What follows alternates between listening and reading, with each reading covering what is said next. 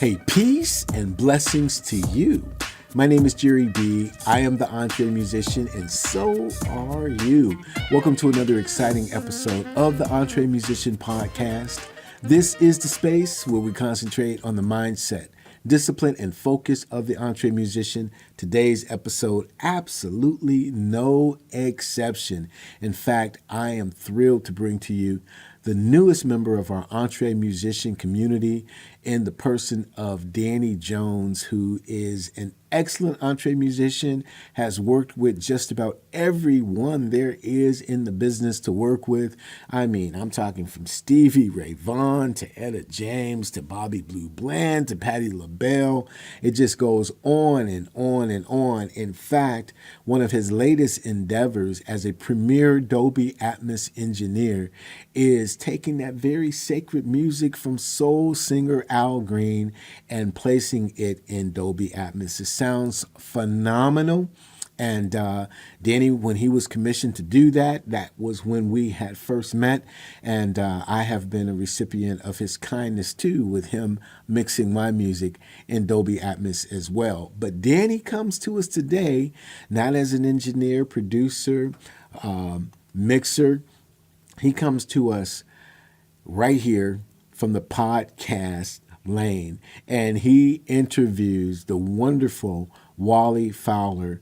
And what a great story, what great experiences are shared, and what insight we learn from Wally's career. And you're going to love Danny. He is a soul brother for real, and he's just got it. And we could not be happier that he is a full-fledged EntreMusician. So I'm going to just turn it over to them and let you enjoy. Hi, my name is Danny Jones, and I'm an EntreMusician, and so are you. Today, got a pleasure to introduce a friend of mine from way, way back, going back to our college days, Wally Fowler. Wally is a musician. He's a band leader. He's been a whole bunch of things that we're going to learn about today. He also is the band leader of a group called Jubilation Jazz, which I find to be the whole story around it, I find to be pretty interesting. So we're going to cover that. But first of all, welcome, Wally. Danny, good morning. It's so great, and what a blessing and honor to be on this with you. I really appreciate it. It is indeed a special thing for you to invite me. So thank you so much. Oh, man, the honor is mine. Well, let's start off a little bit. You and I are both originally from the great state of Arkansas. Uh-huh. Let's just give a little introduction of yourself. Just kind of, I mean, I figured you were born. Most of us were born. And but just kind of pick up anywhere you want to. Well, I'm Wally Fowler. We do live in Arkansas on the eastern side of the state, Marion. I'm literally 12 minutes from downtown Memphis, Tennessee, if that'll give you some good geography type things there. I'll be 76 years young in a few weeks, and I'm proud to say that by the graces of God, praying friends and family and miracle workers at Mayo Clinic, I am still on this planet. If you ask what I do, I tell people I'm retired, but I'm a starving musician and starving artist. But having a great time, Danny. I'm just blessed to be here. I truly am. Okay, well, how did you get into music to begin with? I mean, were you in school band? Yes.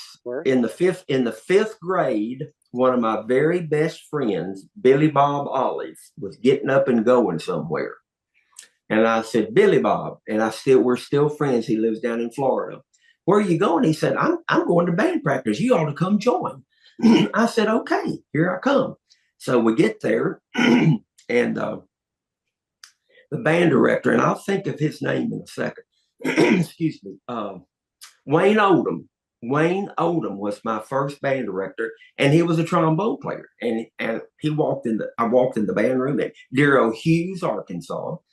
And he said, Walter B., what are you here for? I said, I want to join band. What instrument do you want to play? I said, well, what do you want me to play? How about trombone? So there you go. Fifth grade, sixth grade, and the seventh grade, my band director, Bob Meeks, dear friend who's passed on a couple years ago, really is the reason I bought into being a musician. As a seventh grader, he asked me to join his little combo, the Bob Meeks combo, and we played around country clubs in Northeast Arkansas. My dad had to come with me and go into the clubs with me and sit at a table nearby. I read charts, even all solos. He wrote out all my solos. He was my band director from the seventh grade through graduation in 1966. I knew in the seventh grade that I wanted to be a band director, and because of him. So it was kind of funny. I saw him, probably in mid 80s or something. I was exhibiting at the Missouri Educators Conference. He had moved to Missouri and was a band director there. So I took him and his wife out to dinner. I said, Mr. Meeks, I just want to thank you because partly of where I am in my life is because of you. And I don't know whether to thank you or whoop your butt, but I appreciate what you did and instilled in me. And I still tell that story because this is the truth. Because of him, I am a musician, and I had very supportive parents. So then after high school, you went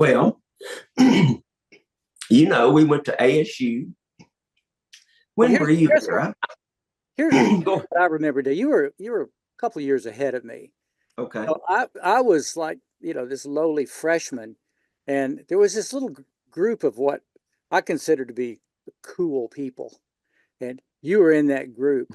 I just remember I wanted to fit in. I always felt like, the little outsider out there, but I really looked up to you guys, like you and Bill Faulkner and Van Anderson. And there were some others, but that was a big time for me. I often speak to groups of kids, and I tell them that no matter where you are in life, no matter what you do, somebody is looking up to you. Your platform, you don't know where your platform is. Some of your friends look up to you that you don't even know that they admire you. You look up to some of your friends in so many ways. Now, just think about that for a second. So when you walk out of your house in the morning and you go to school or you go to band practice or I just spoke to a bunch of volleyball girls a few days ago. Just think about that. So it's up to you. And if that is your job, that's your God-given job to act and be someone that someone might want to be like. That's a incredible responsibility that you and I have even now, Danny. I mean, no matter where we are, no matter how old we are, somebody somewhere, older, younger, or they're looking at us and they're watching us and they're making sure that what we do aligns with what we say we do. Does that all make sense? Oh, it does. Yeah. Yeah, and you're right. It is a responsibility. Well, I told this group of girls because I said, you're athletes. And, a lot, it's a private school. Two of my grandkids go there. I said, it's a private school. And a lot of private schools, athletes walk the halls, run the building. Everybody looks up to you girls. They look at the way you treat each other. They look at the way you respond to things that happen to you. They look at the way you respond to the way you interact with your teachers and the principal. So that is your God-given responsibility to always be on your best behavior. And it was an emotional event for me to talk to them, and it was emotional for them as well. And I just talked to the coach a couple of days ago, and she said they're still talking about that, some of those things you said to them. That is so important. So if anybody gets anything out of this conversation you and I are having, God gives us a platform. We don't know where it is, who it is with, but it's for us to perform in a godlike manner so that others can see him through us. And if we do that, this planet would be much better off than what it is now. Oh, I totally agree with that. Okay, so from college, I know you were a band director for a while, but I also remember you playing with the Royal American Showman. I mean, I was okay. So yes, so right after college, I'll try to make this quick, but it was a God-given thing. I didn't realize it was God-given, but it was. So I graduated with a master, went out and taught a year simply because I thought I would be able to get out of going to Vietnam. And it did keep me out of going to Vietnam. So Don Minks, you and I was band director at Jonesboro ASU, offered me a graduate assistantship after that year at Brinkley, Arkansas. So I came back and took the graduate assistantship. Bill Faulkner and I directed the second jazz band there. I graduated with a master's in music ed from Jonesboro in January of '72. And a local music store guy, help me out with his name. Pat Richardson? Pat Richardson offered me a job to be his road man. And I said, well, I'm only going to probably do this for the rest of the year, and then I'm going to go and be a band director. So right at that time, a group from Jackson, Mississippi called Royal American Showroom called me and said, you want to come play trombone with us? We just lost our trombone player. I said, I would love to, but I've already committed to this guy to work for him. Let me just see how this rides out. So I worked for Pat about a week and a half, and then he sold the business to Rocky Fielder and, help me out, Harold Burris. Hey, I can't believe I'm remembering all of these people. That's awesome. And so guess what? One stayed in the store and the other one was the road manager. So they fired me in a nice way. It wasn't like that. It was so that was always part of God's plans. I didn't know at the time, but I called the guy and showman. I said, hey, you still need a trombone player? I said, yes. They said, well, come on down to Jackson this weekend. We've got a gig at the Breakers. It was either in Biloxi or it was somewhere in Biloxi or Panama City. I don't know. We're going to audition at the gig. You'll have the audition on the gig. Knew all the tunes. They were doing Chicago, BS&T, Tower of Power, not Tower of Power at that time. So I went down there and can I say that the band picture, if you put it in the dictionary, it would be next to the word hippie. So our first set on this band was, we played probably 5 different songs. We'd start it, we'd play it, everybody in the band would take a solo, we'd end it, then we'd go to the next thing. Well, that happened for a whole set. So walked into the dressing room, sat down, and the club owner came up and says, if y'all don't stay playing some dance music, you're fired. So we pulled out the dance charts or the familiar charts, the next 3 sets, and we were there for the rest of the weekend. But and Tom Leonardo, who I mentioned to you before we got started, was on that band. That was my first gig. That was probably I know it was in the spring of '72. Stayed with them for till '78, '79. I was being pulled to get off the road. Then I came off the road, taught 3 years, 3 different schools. That sounds terrible, but each was a step up for myself and my family. And then during that last year of teaching at East Junior High School in West Memphis, I was offered a position with a fundraising company. And that really was another godsend for my family, income for my family. Danny, the way I looked at that, I was going to band room at 7:30 of the morning, going home at 5 or 5:30 every day, and I was making the same amount if I'd show up and clock in at 8:15 and leave at 3:25. And so I said, well, I need to be a better steward of my time and resources. So I did, and that's what I did until 2014. The last 2 years of my fundraising career, I was a Southeast sales manager for Yankee Candle fundraising, still being able to play a lot. I became a member of Jubilation Jazz during that time, and that first gig with them is in 2008. So really ahead to 2014, my health started going south. So I retired, became a full-time patient at Mayo Clinic, and still playing as much as I could.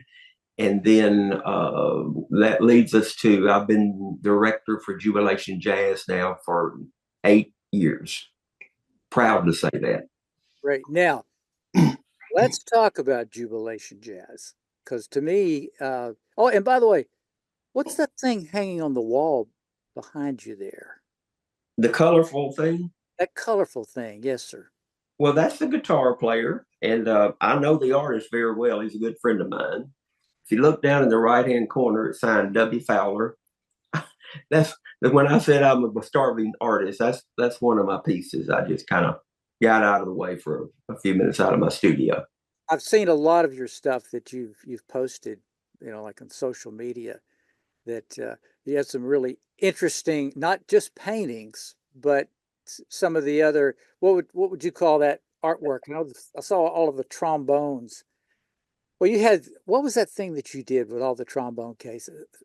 Bonehenge. Oh, I did Bonehenge. Yeah, that was fun. Bonehenge. Yeah, I replaced trombone. I had about however many stones are in Stonehenge. I had that many trombone cases, and I placed them just like some, on top of each other. It was kind of fun. I got a lot of likes and shares about that. I don't know way to dig that up now, but yeah, that was fun. And then I do some sculptures with instruments. My last big piece was that fountain I did. I don't know if you did this. It's at our home. It's a big, huge fountain made out of 3-4 different tubas.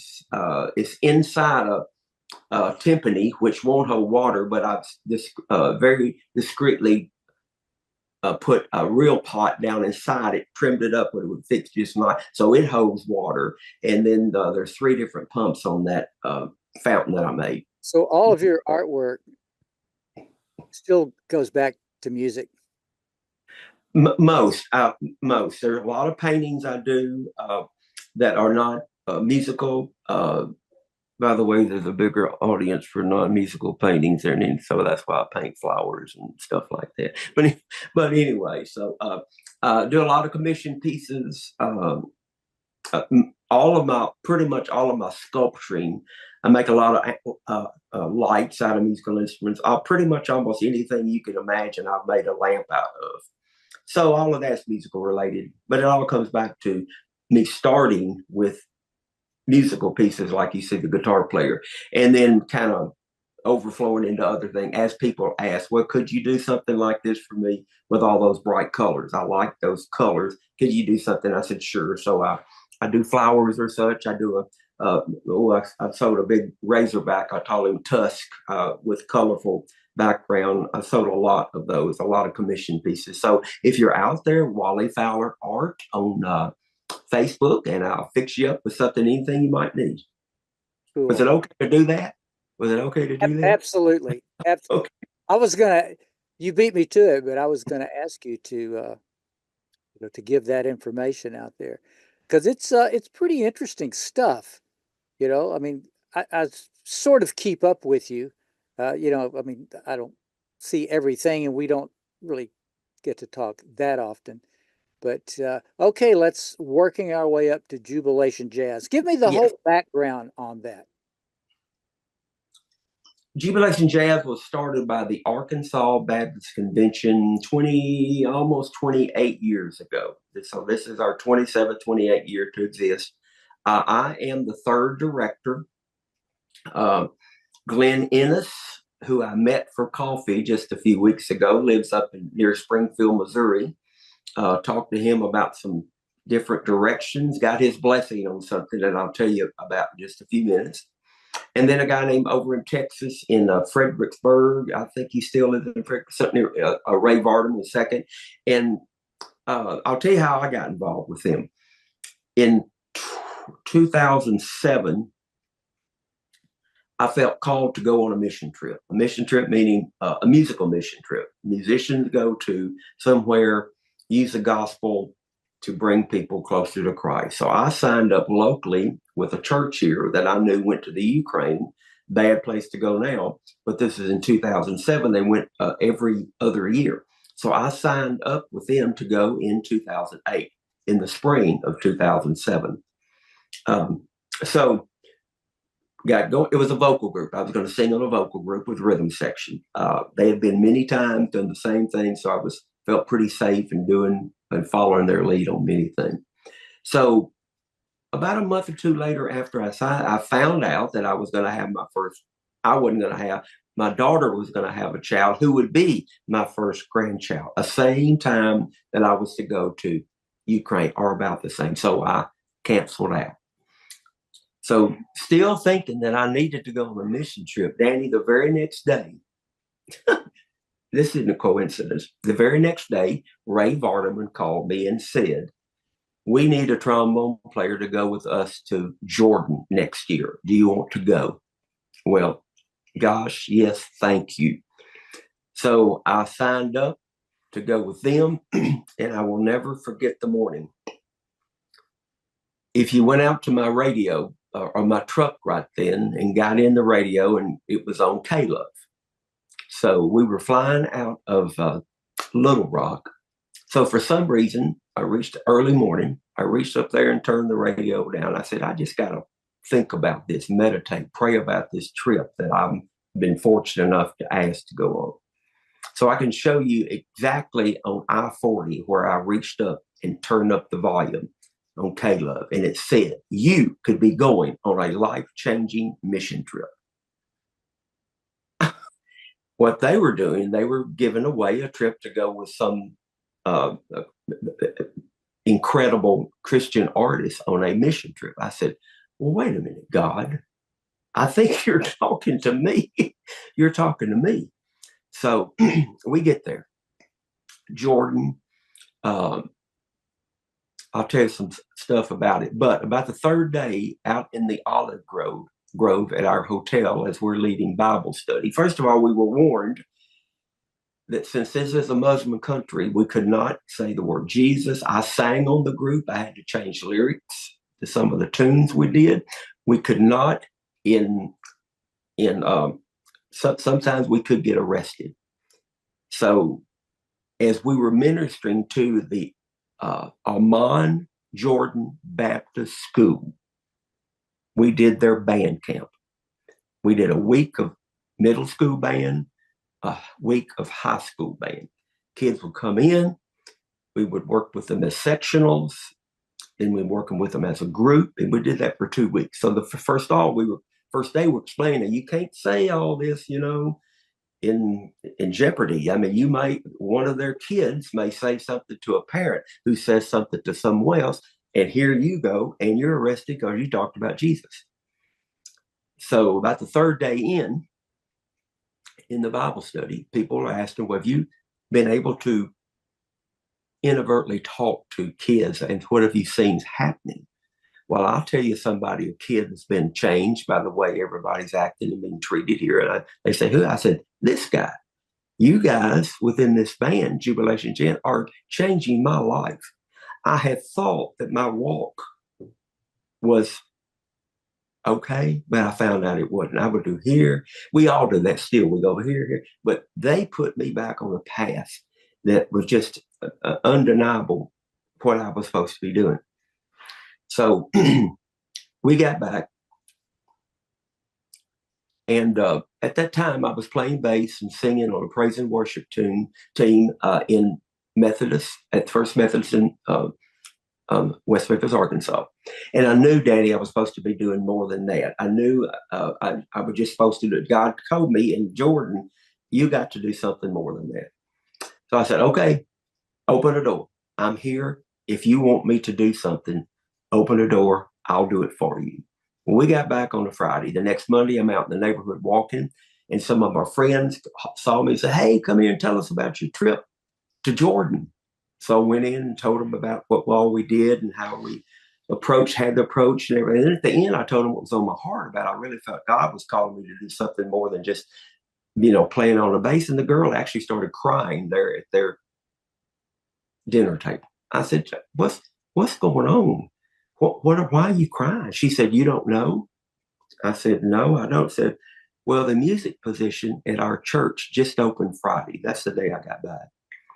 And I have been praying for not just anybody to come lead our music. I've been praying for God to send you. You've never heard that story, have you? Have you heard that story? I haven't, not from you, no. So I said, well, then I started crying. And I said, wow. So went to the pastor. He got out the requirements, the job requirements. And the first thing said, chancel choir. Brother Wayne, I don't know anything about choir. I'm a rock and roll singer, but I promise you, if you hire me, I'll put all I have into this, all my energy, all that I know about. And they believed that. And I was there, for God's graces, for 4 years. And I knew very well at the end of the 4 years, it was time to pass the baton. We started with 6 in the choir. We ended with 28 in the choir. And that was back when again, that was 2008 to 9 to about 10 to 12, when choirs in churches were really still a thing. Of course, they aren't that much anymore. It's more contemporary. And I get that because I play on a contemporary band at First Marion now. So let's see, what I get back to Jubilation Jazz. I'm sorry about all that. So in the meantime, I'm still with Jubilation Jazz, and they were playing 12 or 14 concerts a year, and it was a great time. By the way, Danny, nobody gets paid in this band. It's all volunteer. We all feel like we need to share our God-given talents of sharing the gospel with big band jazz. And that was our mission statement up until just literally a few weeks ago, because we're more than a big band, as you know, and you've heard some of our recordings. Mm-hmm. I'm going to let you ask because I've been wondering too much here. No. You've been filling in lots of blanks. Okay. That's good. You know, my response when I said I had not heard this story, not from you, there's no such thing as coincidence. And I've seen so many situations with, I mean, like the story that you just told, or things that have happened, you know, to me in my life. And you go, I couldn't have, if I had tried to plan, I don't know how I would have done it, you know. And sometimes opportunities, you know, just open up, even when there are opportunities that you go through something that maybe it's not all pleasurable, but it's something you needed to go through. Absolutely. You know? Absolutely. And you know what Einstein says about coincidence? He says, coincidence is God's way of remaining anonymous. Wow. Well, so the members of Jubilation Jazz, because I have a couple of things I want to say about it, but you know, are these some of these guys like former band directors? Or Yes, a lot of former band directors, a lot of military musicians. Most everyone is completely retired now. Hardly anyone works a real job. A lot of do some consulting or some clinic work or things like that. Again, no one gets paid. A lot of former worship leaders, music directors from churches in the band, like myself. And I said a while ago, so we played a church recently, and you can attest to this. And the guy in the booth that live streams it out had a question. He said, so how do we mix you? Like a big band, like a jazz orchestra, like a rock band, like a praise and worship team? How? I said, yeah. So, because our repertoire is so vast now, we fit all that genres of music, and that's why we were able to play 48 concerts last year, and we're on track to finish at 35 this year. Have you thought, or well, think how I want to say this, because I have some thoughts on this. Is this the only Jubilation Jazz band that you are aware of, as far as in, well, not only this country, we deal in a world society now, but as far as like the United States? Because I thought about this. I mean, I think the concept of what you guys are doing there, you know, is is really, really good. And I could see many of jubilation jazz groups, so to speak, in all kinds of parts of the country. I mean, I would imagine, I mean, there has to be, and I know this, and I mean, I know you well enough to know that it takes somebody with a lot of drive and somebody with vision to keep an operation like this going. When you talk about that many musicians, first of all, keeping that many musicians together to begin with, I mean, I understand the complexities of that. And so, I mean, my hat's off to you, you know, from that. But the story here is why you're doing it. You know, this group of people, and everybody has to be, because like you say, you guys aren't being paid financially, you know, for what you're doing. So they believe in what's going on. But it's got to be, you know, two loves. I mean, one a love for Christ, and the other is just, you know, the love of music. I have to believe that there could be many groups like this around the world that could sort of follow the same guidelines, you know, that you guys are doing, and just spread this out, you know, even more, which would be a blessing not only, you know, to the listeners who get to, you know, attend your performances, but to the musicians. Like the comment that you made about, you feel like I don't remember exactly how you put it, but basically your walk, it changed you in a positive way. I understand that, and I could see that happening to a lot of other musicians. Are you familiar with any other, and they don't have to be called Jubilation Jazz, but similar type organizations? There are many. I could not call them by name. Um, um, you know, there used to be a great one in Dallas before I got on the band. The band went to a couple Christian music, big band music. So they are all over the country. I'm almost positive. To be honest, I don't know if anyone is as active as we are. We've been to Jordan, as I mentioned, Brazil, St. Kitts, which we're going back to next spring. We've been to Trinidad, to Mexico. We played aboard a Royal Caribbean cruise ship. We played mainly in the Mid-South, Missouri, Mississippi, Tennessee, and of course, Arkansas.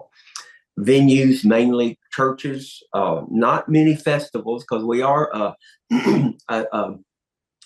a retired gentleman. So we voted a few years ago not to play outside in the summer. So that niched a lot of 4th of July things that we used to do.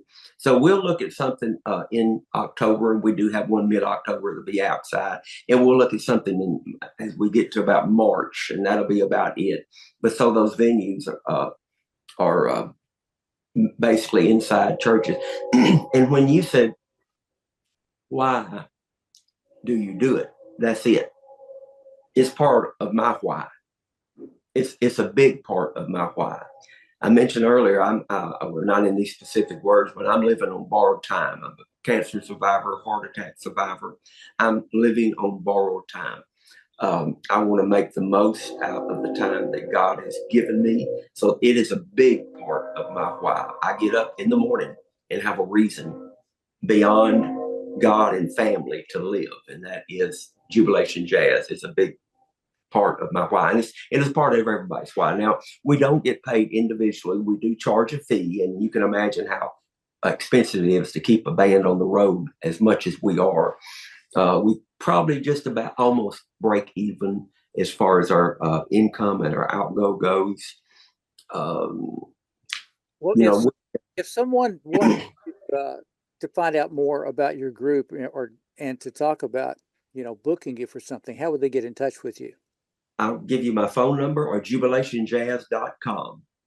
That's our website, jubilationjazz.com, of course, with the www in front of that.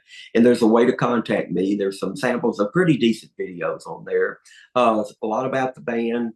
I think the schedule is almost current. I think we've got, let's see, we've got 3 Veterans Day things to do. I think we have 15 Christmas concerts to do between now and the end of the year. So as if you're listening and want to book the band, let me just tell you a little about what we do.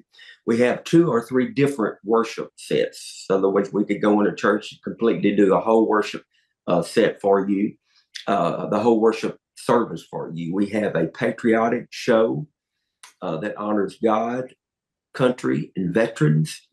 We have a Christmas show.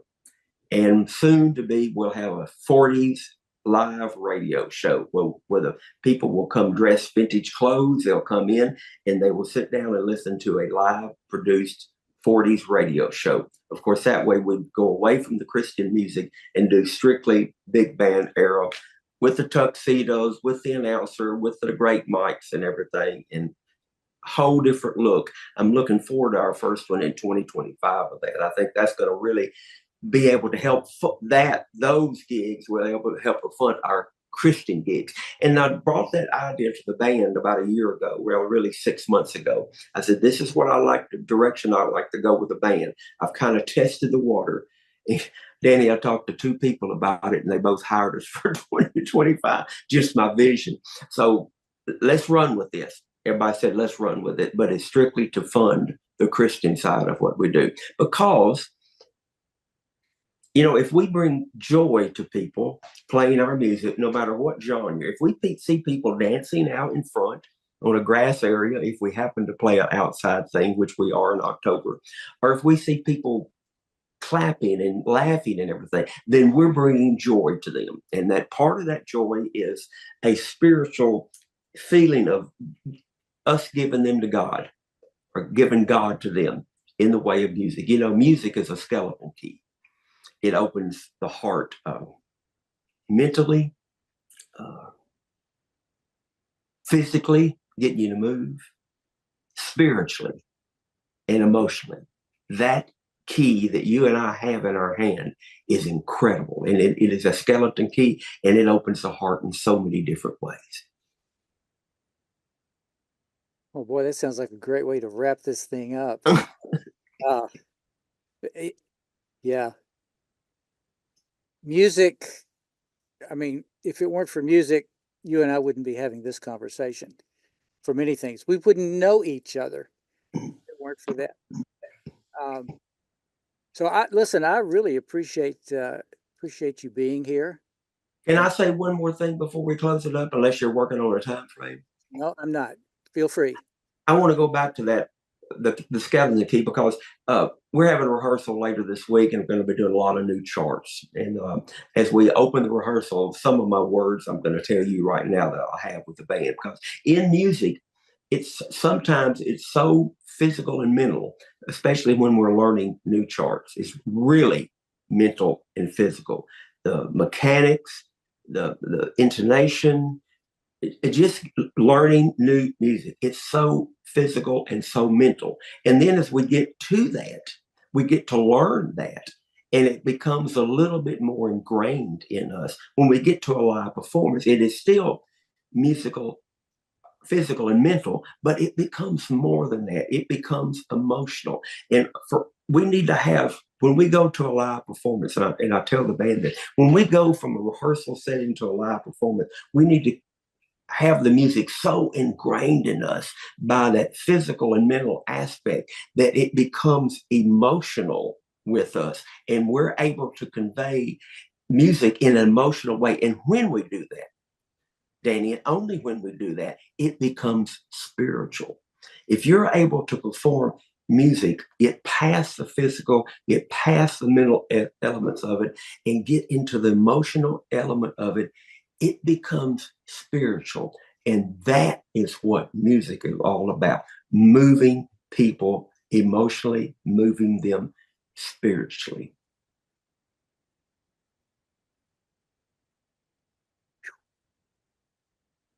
I absolutely. If we don't make an emotional connection with the listener from a musician standpoint, to me, we kind of missed the point. Absolutely. Of it. So that's great. Again, this entrepreneurial musician, we find ways to do things, and you're finding ways to do things. I mean, obviously, you're a man on a mission, and you're still on the mission. And I appreciate what you do. I appreciate you being here today, and I look forward to. I want to hear more of this stuff, that you're doing later on. Recordings, and I still think you need to do a live video and audio recording. But I've expressed that to you before, and I know there's a lot that goes into being able to pull that off. But that would be, I just think it would touch so many more people who are not able, to come to your performances. That's the great thing about this whole format. Absolutely. The internet these days, we can reach. I mean, right now you and I are two different parts of the country, having this conversation.